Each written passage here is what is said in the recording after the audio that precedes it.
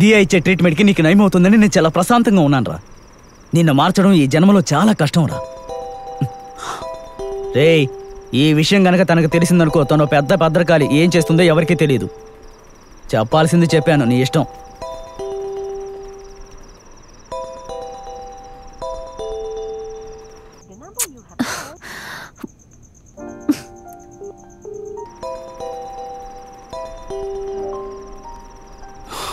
Hello, చెప్పు దియా. హే, ఏమైంది? ఎందుకు ఫోన్ ఆన్సర్ చేయటం లేదు? నీ వాయిస్ అదోలా ఉందేంటి? Any problem? Hello, hey, hello. ఏం లేదు. లేదు, నువ్వు నార్మల్ గా లేవు. నువ్వు నా దగ్గర ఏదో దాస్తున్నావు.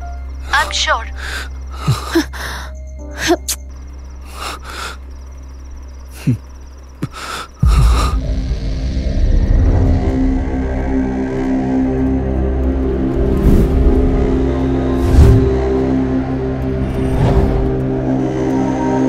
మీరందరూ ఏం చేస్తున్నారయ్యా?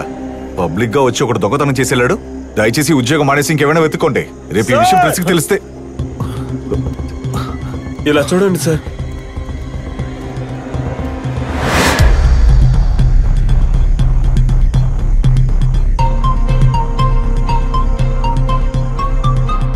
బాస్, తను చెప్పేటట్టు డ్రా చేయండి. మీరు నీకు చెప్పండి. సార్, మీరు మొహాన్ని చూసారు కదా, అది చెప్పండి, తను వేస్తాడు. కళ్ళు కొంచెం చిన్నగా ఉంటుంది సార్. అలాగా? అదే సార్. చేంజ్. రౌండ్ ఫేస్గా ఉంటుంది సార్. ఇలా కాదు సార్. సార్, లైట్గా ట్రిమ్ చేసినట్టు గడ్డం ఉంటుంది. పై పాట తీసి తువ్వినట్టు కనపడతారు సార్.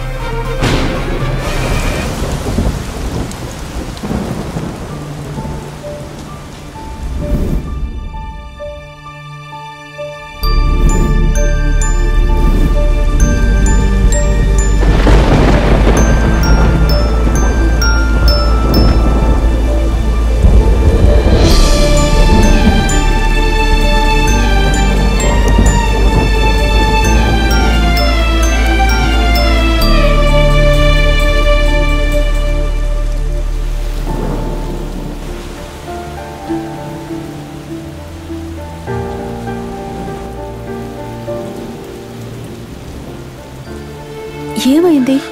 దియా, నన్ను వదిలి వెళ్ళిపోవుగా. నేనెందుకు నిన్ను వదిలి వెళ్తాను? నాకు అర్థం కావట్లేదు. మా అమ్మ నాకెంత నచ్చి చెప్పినా నేను దొంగతనం మానలేకపోయాను.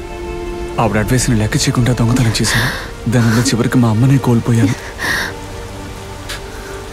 ఇప్పుడు ఏ సంబంధం లేని నువ్వు నాకు హెల్ప్ చేస్తున్నావు. నా మీద నాకే నమ్మకం లేదు.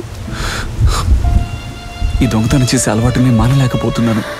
మా అమ్మను కోల్పోయినట్టు నిన్ను కూడా కోల్పోతానేమో అనిపిస్తోంది. ఈ దియా నీలో సగభాగం నువ్వు అనుకుంటే ఖచ్చితంగా నువ్వు దొంగిలించావు. ఇకపై దొంగతనం చేయాలనిపించినప్పుడల్లా నీకు నేనే గుర్తు రావాలి.